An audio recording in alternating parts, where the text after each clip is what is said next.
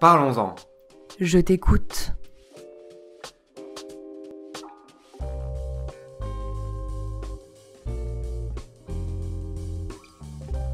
Gladys Fibro Warrior.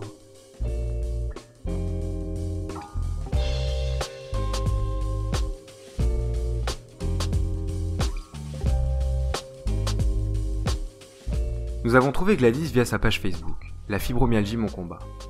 Son pseudo annonce la couleur, Gladys Fibro Warrior. Ses posts décalés et ses vidéos rafraîchissantes nous ont donné envie de la contacter. Dès les premiers échanges, elle s'est déclarée volontaire pour nous raconter son histoire et faire partie d'Écoutez-vous. Battue par son premier conjoint, licenciée abusivement, diagnostiquée fibromyalgique et atteinte d'un cancer des ovaires, nous vous relatons son parcours. Des épreuves pendant lesquelles Gladys a toujours regardé la vie dans les yeux. Inspirez et laissez-vous inspirer.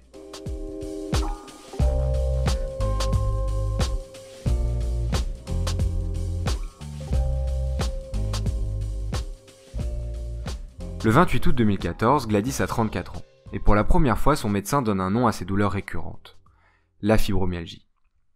C'est la première fois que j'entendais parler de cette maladie. C'est là qu'on se rend compte de toutes les douleurs. Sur le moment, je comprends mieux pourquoi je ne dors pas, pourquoi j'ai souvent mal. Après, je me mets à faire des recherches sur Internet et je trouve plein de choses. La maladie peut être due à une enfance douloureuse, et j'ai eu une enfance traumatisante. J'en discute encore avec mon psy. Ou bien, la maladie peut naître suite à un choc physique, un accident ou autre. Moi, je me suis dit que j'avais mal depuis ma vie avec mon ex-conjoint. Ça peut aussi se déclarer au travail, parce qu'on s'oublie, ce qui m'est également arrivé. Tout ça, c'était exactement mon parcours. Gladys est originaire du nord de la France. En 2001, à 21 ans, elle suit sa mère pour s'installer à Sète avec son conjoint. Elle ne passera qu'une année dans le sud. Dès les premiers mois, son quotidien vire au cauchemar. Elle est battue par son petit copain. Pudique, elle n'en dira pas plus. Elle repère tout de même que ses premières douleurs au dos débutent à ce moment-là. Il me faisait des balayettes qui me faisaient chuter. Donc forcément, les disques ne tiennent plus, ils s'écrasent. À 22 ans, elle s'échappe et part s'installer à Paris.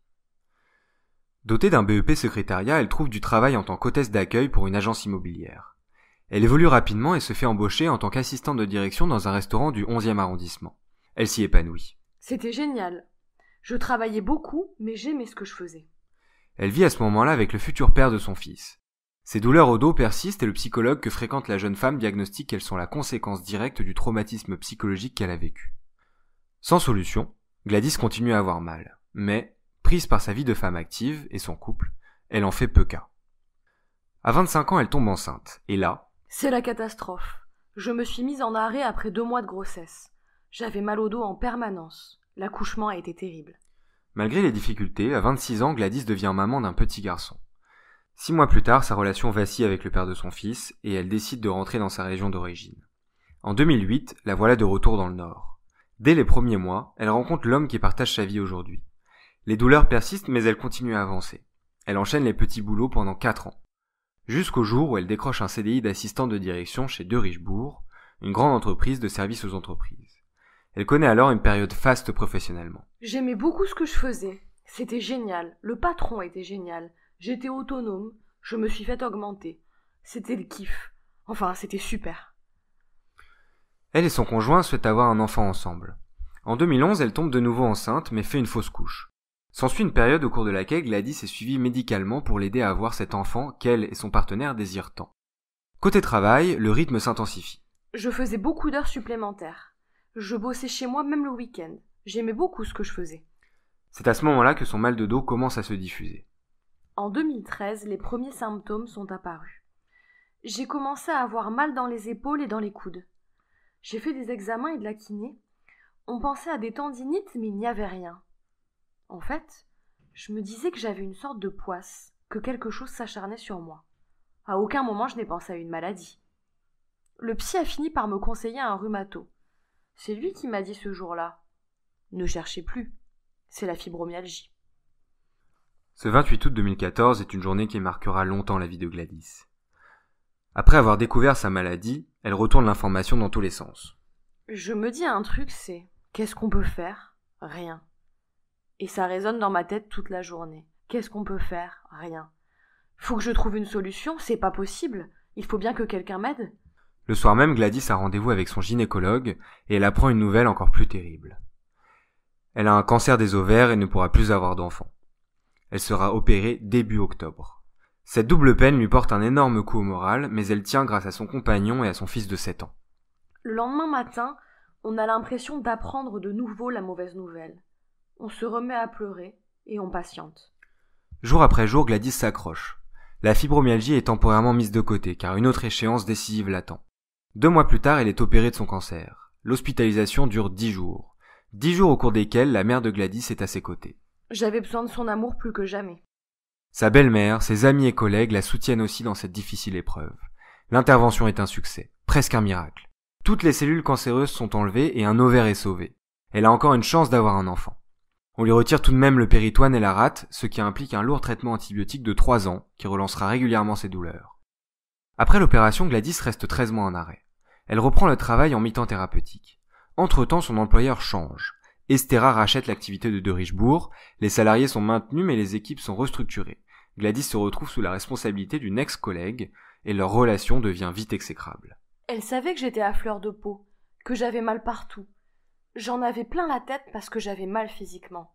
Et ça, je lui ai expliqué. Mais rien n'y fait. Leur rapport se détériore, et Gladys souffre. Et le sort s'acharne. On m'a licenciée pour cause réelle et sérieuse. Ils disaient que je ne m'entendais avec personne. Au début, je voulais les attaquer. Je n'en dormais plus, je pleurais, j'étais très en colère. C'était aussi la dégringolade financièrement. J'avais acheté ma maison en 2014, 1 mois avant de savoir que j'étais malade, et 1 mois plus tard, les mauvaises nouvelles tombent. Mon licenciement, c'était la décadence totale. J'allais très mal psychologiquement. Je n'arrivais pas à vivre avec cette injustice. Presque logiquement, Gladys tombe en dépression. À la souffrance psychologique s'ajoutent des douleurs physiques croissantes. Gladys a mal partout et arrive à peine à marcher.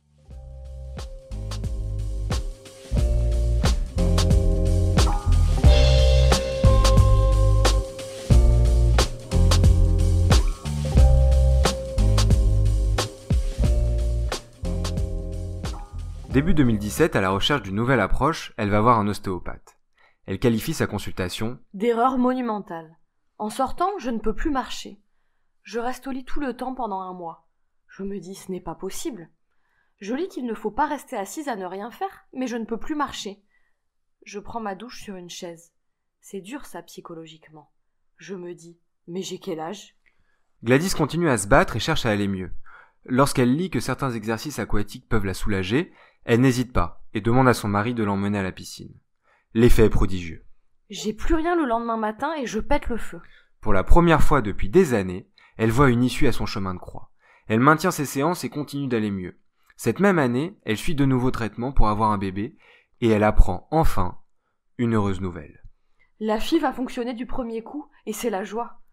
Elle sait que sa grossesse sera douloureuse mais elle est bien entourée. Mon conjoint s'est arrêté de travailler pendant 4 mois. Elle mène sa grossesse à terme et accouche d'une petite fille début 2018. Gladys s'est battue et au terme d'une interminable succession de difficultés, elle touche de nouveau du doigt le bonheur de vivre.